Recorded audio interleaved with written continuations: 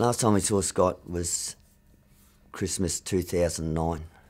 We drove down to Sydney and spent a couple of weeks with him because he's going back over for his next tour. So we had a good Christmas, only 2 weeks, short break, but it was a good 2 weeks to have with him. We went down for the first time and spent Christmas with Scott. He was quite happy and pleased that we were coming, but when we went down there, I could notice the change.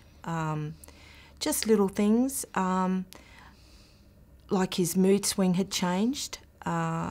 He would actually start to be talking to you and then something little would just spurt this anger, and then 5 minutes later it was as if nothing had happened. So there was a change in him, not a good change, and he knew it. And on the third day he actually come up to me and we were talking, and I said to him, mate, I said, you know, we come down here to spend Christmas with you. I said, you're getting angry. He said, yes. He said, Mum, he said, but if I can't be angry in front of you and Dad, who can I be?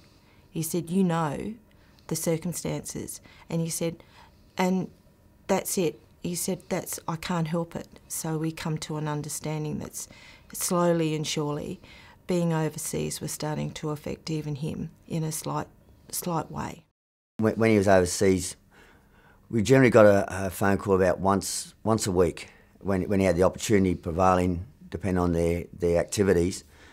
So normally about once a week he'd ring up and we'd have a good talk. He'd ring if he could, any time he could get to the phone, before he actually went out on a deployment section. We might get maybe once a week or twice a week. It all depends on how much he could spare to get to the phone before they actually left.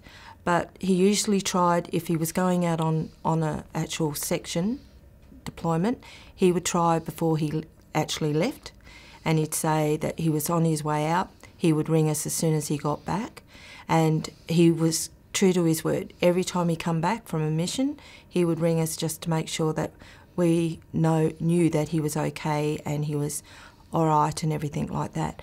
It was hard waiting those days, because some days he might go up to 10 days, nearly a fortnight before we actually heard from him, and you'd hear about the incidents in between that time, and your heart went up into your throat every single time, and you had to sit and wait.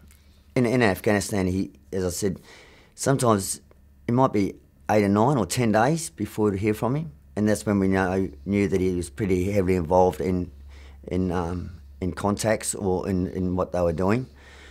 But as soon as he got back, his first thing was to give us a call to catch up and see how we're going and let us know that he's all right. He was that type of son that he knew how much we worried about him, and we did love him, and he knew that, you know, and I think that's why he took every opportunity he could to contact us. He was very family orientated, and he wanted to have the whole family at family outings and things like that. He was very determined. He loved his job. It was his life, and he honestly, along with all the other boys, think that every time that they go out on a tour or a section or a deployment, that they are doing the right thing for Australia and for the people that are living in Australia, and you can't take that away from them.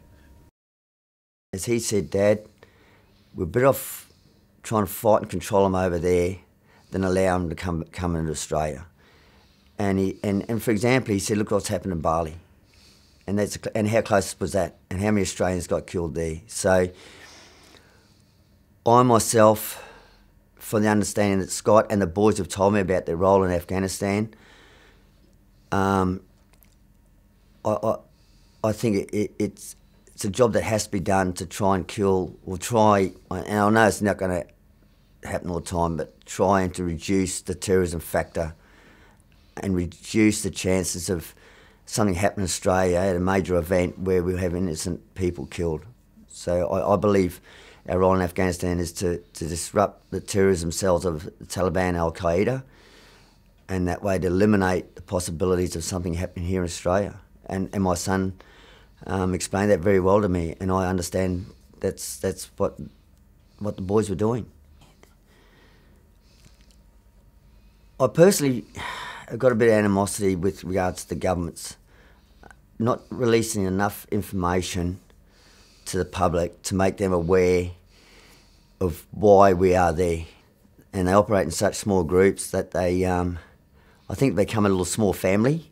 You know, they just because they eat together, sleep together, and look after each other. And they're always going in that same group on missions, that they know each other that well that they can, probably in some respects, even know what the other person's thinking because they do so much work together and to look after each other. And that's the general sense that I get out of talking to all the boys in the army. Their mateship is so great, and how they always try to look after each other, and they have done some tremendous things to help one another, and haven't asked for any recognition, which I think's they're very humble. They're very humble boys. I'm very proud of them.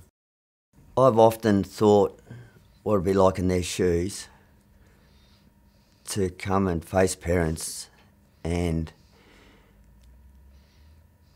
explain to them that their son's not going to come home. Or he's going to come home, but he's not going to come and walk home. He's actually going to come home in a coffin. And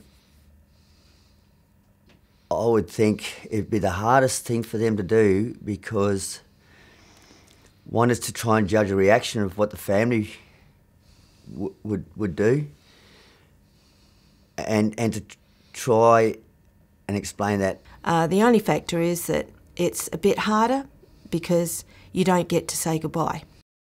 Pam and I don't. I can sincerely tell you now, we don't blame anybody. It was no one's fault.